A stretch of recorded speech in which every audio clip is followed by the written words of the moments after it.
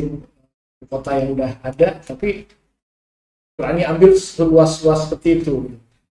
Kenapa di IKN yang sudah jelas-jelas regulasinya udah ada, konsepnya dari awal udah tentu, jadi soal apa, narik kabel, narik apa segala macam itu udah ada, tapi tidak langsung booming semua teman-teman developer langsung ke sana. Ya ini kan kadang-kadang developer itu kan bicara timing, saatnya masuk apa tidak gitu.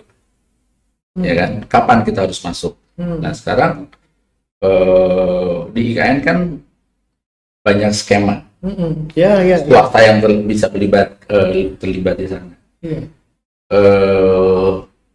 Skema investasinya ya harus dikelirkan untuk bisa meyakinkan para pengembang ini seperti apa. Ya kan, regulasinya juga harus di-clearkan sampai yang operational regulation itu ya itu juga harus di-clearkan gitu. Kalau emang itu terjadi, itu saya kira swasta bisa masuk. Karena gini, swasta itu kan juga menggunakan dana publik. Jadi konsumen yang beli bukan dari bank, ada equity, pemegang saham dari bank dan segala macam. Mereka harus pertanggungjawabkan itu, ya kan? Kalau Anda membuat sebuah perencanaan ke IKN, dia akan ditanya sama pemegang sahamnya, kapan dibalik duitnya? Ya kan? Misalnya ya.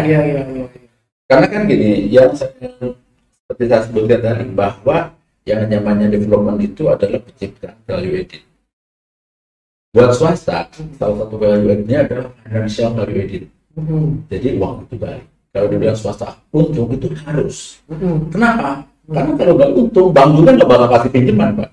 Publik juga keluarkan obligasi, bank juga mungkin nggak bakal menarik gitu. Jadi pertanggungjawabannya juga dana publik gitu kan. Cuman kalau swasta itu membangun, bukan hanya financial value added yang dia harus produk, tapi 3 value added yang lain. 1, economical value added. Economical value added itu adalah menciptakan investasi baru yang bisa memberikan sumbangan pajak ke negara, ya, dan lain-lain lah gitu ya. Kayaknya pengembang IKN tiba-tiba ada ini, tiba-tiba ada itu. Yang ketiga, value added, social value added, kesempatan kerja. Coba dihitung di IKN berapa ribu sekarang aja katanya udah 100.000, itu baru orang yang konstruksi. Bagaimana kalau misalnya di sana dibangun sebuah office, satu gedung itu bisa 400 orang. 400 orang tuh orang yang memaintain ya. Misalnya ada cleaning service, ada satpam, ada manajemen segala macam, dan berapa juta. Kalau ASN itu dipindahnya itu adalah katakanlah 100.000 yang kali 3 menjadi 900.000. Nah, supporternya yang baru ini, kesempatan kerja yang mengelola gedung apa dan lain-lain itu berapa? Jadi kan social value added-nya tuh bisa dihitung sebenarnya. Nah, environmental value added-nya apa? Kan mau bikin forest city, itu harus menciptakan sebuah area yang lebih baik dari yang sekarang. Walaupun sebagian dari kawasan itu juga terbangun. Caranya gimana? Oh, banyaklah cara teknis strategis, bisa orang landscape itu bisa berjakannya. Nah, swasta itu timing. Apakah sekarang? Apakah nanti? Peluang itu ada. Saya yakin peluang itu ada. Tapi bukan sekarang. Tergantung masing-masing. Yang sekarang berarti kan bisa bekerja dengan KPBU. KPBU ada banyak konsepnya. Ini kayak 40.000 orang ASN dan lain-lain harus ke sana, itu juga kan harus di-develop, harus direncanakan, harus didesain juga kan kawasan-kawasannya kan, termasuk fasilitas-fasilitasnya. Saya kira pengalaman developer ini sangat berguna untuk bisa melaksanakan itu.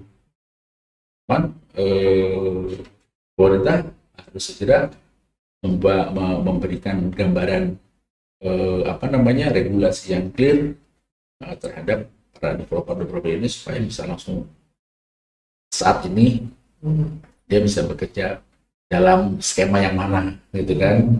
Nah, kalau skema yang murni investasi juga kan banyak regulasi tambahan, misalnya kepemilikan tanah seperti apa sewa atau apa. Saya kira semuanya harus di-clearkan. Sekali lagi karena emang swasta harus mempertanggungjawabkan secara publik terhadap dana-dananya itu. Jadi untung rugi harus jelas buat swasta ya. Ya, kalau cerita untung rugi mungkin itu bukan tahu kasar itu, tapi kita harus mempertanggungjawabkan kepada publik bahwa uang mereka yang kita gunakan itu harus jangan sampai hilang, gitu kan, kira-kira gitu ya. Harus ada punya value yang lebih tinggi, itu kan yang diharapkan, gitu kan. Tapi itu yang menjadi patokan pertimbangan swasta untuk masuk ke sana. Nah, kalau Pak Eman lihat dari sisi swasta ya, apa yang harus ditawarkan di IKN yang memang menarik buat swasta masuk untuk investasi? Kalau sekarang kan baru gambaran mau di sini, di sini ada istana, ada istana wakil gitu kan. Nah, itu belum menarik mungkin ya buat swasta. Itu menarik ya, dalam arti itu kan ada skema-skema BTU, BTPU, itu kan sudah bisa. Ya, memang kan kadang-kadang swasta ini ada konsesi, ada seleranya masing-masing. Ada yang senangnya BTO berarti kan developer ini berbagai style of manajemennya kan berbeda-beda gitu kan. Ada yang senang di kota pokoknya high rise, ada yang orang di daerah agak pinggiran ya developernya lebih luas gitu. Ya itu kan kita juga ada garis style of bisnisnya juga beda-beda. Nah, yang sekarang tentu pemerintah menawarkan bagaimana KPBU misalnya ASN kan itu juga tidak bisa. Pemerintah itu kan tidak mempunyai uang sekarang kalau harus dibangun oleh pemerintah keseluruhan, katakanlah 400 triliun. Tapi kalau menyicilnya 40 triliun selama 10 tahun kan mestinya bisa dong pemerintah. Ya kan bisa mendrive, dan itu bisa melibatkan swasta bagaimana caranya supaya ini tetap bisa berjalan, ya kan, dalam jangka pendek. Tapi pemerintahnya juga tidak terlalu berat gitu menanggung beban, karena kan Indonesia kan cukup luas ya. Tapi jangka panjang itu juga jadi bagian dari yang sangat penting, karena kalau dulu waktu pembicaraan awal IKN ini efek psikologisnya itu sangat besar ya, mendrive pertumbuhan ekonomi supaya tidak Jawa sentris, luar Jawa lah, penduduk juga tentu saja gitu kan. Jadi Indonesia itu bisa merata benar-benar seantero Indonesia itu bisa merata dan secara bersama-sama untuk untuk waktu yang tidak lama. Jawa ini kalau cerita katakanlah jadi 60%, 70% ya Indonesia ada di sini, 250 jiwa, itu juga kan jadi kota yang terlalu padat ya, kesehatan juga rendah dan lain-lain. Nah, ini memberikan efek psikologis kepada kita semua bahwa mendrive pengembangan baru itu menjadi penting untuk satu distribusi penduduk, distribusi pertumbuhan ekonomi, yang akhirnya tentu distribusi kesejahteraan masyarakat Indonesia. Udah pasti. Pak Iman, waktu ibu kota dulu kan pernah di Batavia ya, terus Jakarta, itu keterlibatan dari luar untuk mengembangkan itu jadi sebuah ibu kota, itu kelihatan juga ada ya. Maksudnya investasi dari luar atau ya mereka berpikir lokasi ini sangat strategis, baik untuk dagangan gitu kan. Akhirnya itu terbentuk jadi sebuah kota gitu kan. Maksud saya dari luar juga ada andilnya ya. Ada pengaruh. Nah, IKN yang kita sekarang ini itu betul-betul murni dari kita, bukan karena itu lokasi itu memang jalur sutra buat perdagangan dari ada gitu nggak? Gini, seluruh kota-kota di Indonesia ya, yang di luar kan kota itu di Indonesia terbentuknya ada dua. Satu berdasarkan economic based activity tadi, ya kota-kota yang baru, tapi tidak seperti Balikpapan, Sumawe misalnya, seperti Bontang.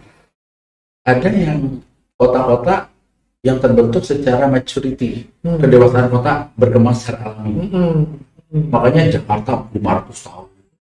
Jakarta mungkin juga sama Belanda dulu nggak dibilang bakal jadi ibu kota. Jakarta juga mungkin belum tidak direncanakan buat ibu kota ya, Batavia ada pusat niaga dulu ya.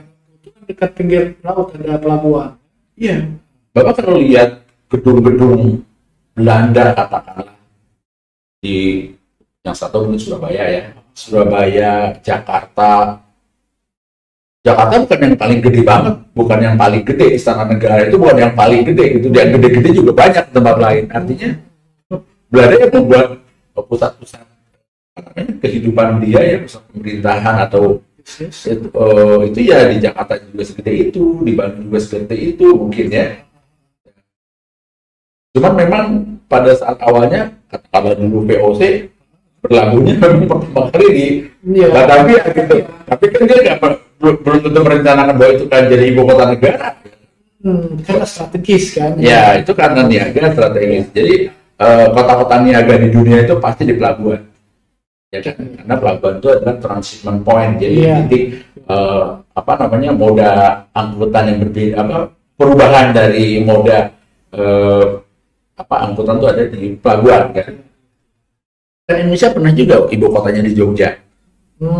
Sesuatu yang yang bisa terjadi, cuman tiba-tiba pindah ke ibu kota itu adalah tatanan sejarahnya memang seperti itu. Jakarta mungkin juga tidak ini kan jadi ibu kota pada saat ditetapkan jadi ibu kota pada tahun 45 misalnya. Ya itu menjadi mendrive semua fasilitas ekonomi, sosial, dan lain-lain itu berada di Jakarta, sehingga tiba-tiba Jakarta membengkak menjadi sebuah kota yang sangat besar dan dominan, di mana pemerintahan dan bisnis berada di sana secara bersamaan. Nah sekarang dalam posisi ini Jakarta mungkin terlalu dominan, terus kemudian juga kondisinya sudah tidak sehat lagi, udah over capacity lah mungkin. Pemerintah memberikan gimana caranya nih supaya Jakarta ini tidak ngap gitu.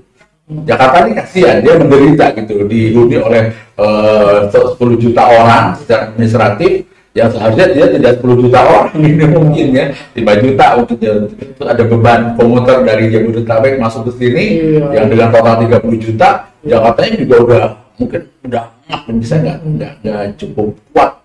Artinya apa, sistem transportasi jalannya juga sudah tidak memenuhi syarat lagi, artinya udah over capacity.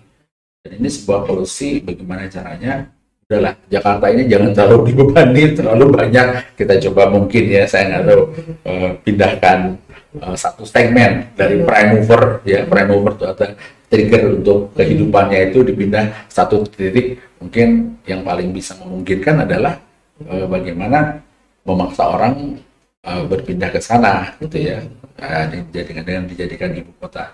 Nah di Jakarta kan nanti akan mungkin ya tensinya sedikit menurun ya, sehingga mungkin Jakarta malah lebih nyaman gitu.